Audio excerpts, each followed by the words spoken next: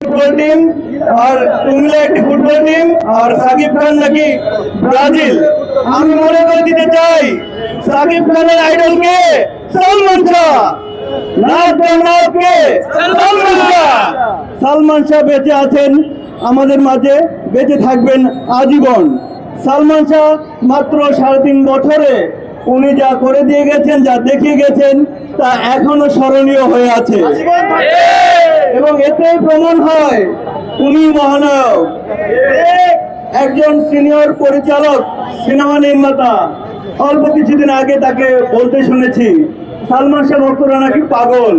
হ্যাঁ, আমরা পাগলামি করি, পাগলামিটাই আমাদের যোগ্যতা, এই পাগলামিটাই আমাদের ভালোবাসা।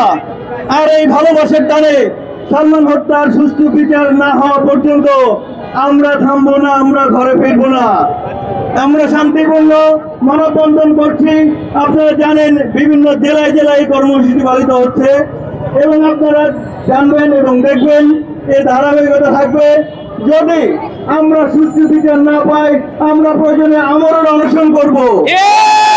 আপনারা জানেন পৃথিবীর বুকে একমাত্র ব্যক্তি মহারাজ সালমান শাহ, তার জন্য কত মানুষ জীবন দিয়েছিল।